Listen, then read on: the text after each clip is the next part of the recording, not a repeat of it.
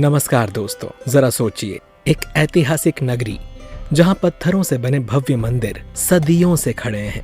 आखिर सदियों पुराने होने के बावजूद भी नष्ट क्यों नहीं हुए? कौन सी रहस्यमय शक्ति है जो इन्हें बचाए हुए है? और पांडवों की वो अधूरी सीढ़ी जो सीधे स्वर्ग तक पहुंचने वाली थी, उसका रहस्य क्या है? दोस्तों, आज हम आपको ले चलेंगे देवभूमि हिमाचल, उस छुपे हुए स्वर्ग की ओर जिसका नाम है बाथू की लड़ी। मंदिरों की एक ऐसी श्रृंखला जो साल भर में 9 महीने पूरी तरह से पानी में डूबे रहते हैं, और जब गर्मियों में झील का पानी घटता है तो ये डूबा हुआ शहर अचानक प्रकट हो जाता है। जी हाँ, ये है हिमाचल प्रदेश का बाथू की लड़ी मंदिर। भारत का वो खजाना जो जितना रहस्यमय है उतना ही पवित्र भी। कांगड़ा घाटी के बीचों बीच पोंग डैम की विशाल झील में छिपा है मंदिरों का यह समूह। लोक कथाओं के अनुसार महाभारत कालीन इन मंदिरों का निर्माण किसी राजा ने नहीं बल्कि स्वयं पांडवों ने किया था।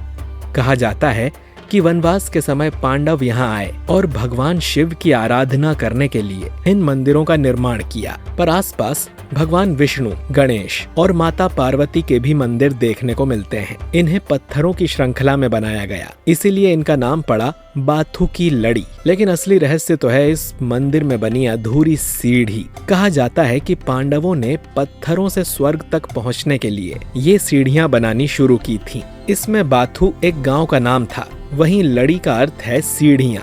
लोक कथाओं के अनुसार इस स्थान पर आकर पांडवों ने भगवान शिव की तपस्या की थी और भगवान शिव से वरदान भी पाया। वरदान के अनुसार उन्हें एक रात में स्वर्ग के लिए सीढ़ियों का निर्माण करना था, लेकिन सिर्फ एक रात में स्वर्ग तक सीढ़ी निर्माण असंभव था। इसीलिए भगवान शिव ने एक रात को 6 महीने का कर दिया ताकि पांडव एक ही रात में मंदिरों और सीढ़ियों का निर्माण कर सकें। इस मंदिर के निर्माण से कुछ दूरी पर एक तेलिन रहा करती थी जो कोल्हू से तेल निकाला करती थी। वो रात को बार बार उठकर कोल्हू से तेल निकाल रही थी।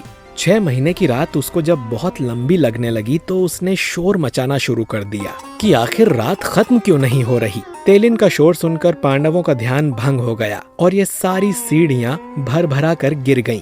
अब इसमें मात्र 65 सीढ़ियां ही शेष बची हैं, जो उस कथा को बल प्रदान करती हैं। आज भी लोग इन्हें स्वर्ग की सीढ़ी कहते हैं। भगवान भोलेनाथ के वरदान के अनुसार इस मंदिर में आने वाला हर भक्त सच्चे मन से जो मांगेगा वो अवश्य पाएगा, और ये मंदिर समय और जल की मार से कभी नष्ट नहीं होंगे। शायद यही कारण है कि 1974 में जब पोंग डैम बना और पूरा क्षेत्र जलाशय में डूब गया, तब भी ये मंदिर नहीं डूबे और आज तक खड़े हैं। ये मंदिर साल के 8 से 9 महीने पानी में रहते हैं। केवल गर्मियों में अप्रैल से जून के बीच जब झील का जल स्तर घटता है तो ये डूबा हुआ शहर फिर से बाहर आता है। लोग नाव से यहाँ पहुँचते हैं और जैसे ही मंदिर झील की लहरों के बीच उभरते हैं तो यह दृश्य किसी स्वर्ग से कम नहीं लगता। यहाँ के लोग अब भी मानते हैं कि इन पत्थरों में अब भी दैवीय शक्ति विद्यमान है, और हर साल यहाँ मेला लगता है जब हजारों भक्त भगवान बाथूनाथ के दर्शन करने आते हैं।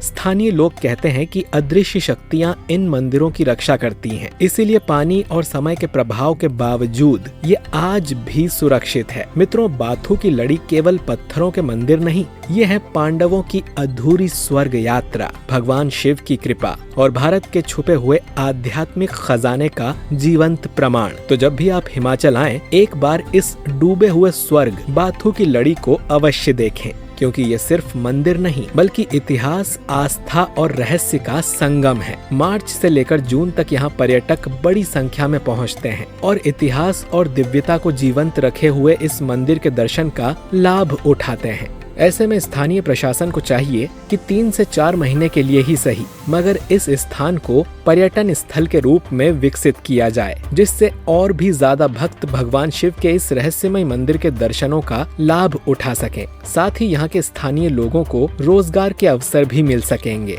तो दोस्तों, मिलते हैं अगले वीडियो में, जिसमें हम आपको बताएंगे ऐसे ही रहस्यमय मंदिर और उससे जुड़े रोचक तथ्यों के बारे में। हर हर महादेव।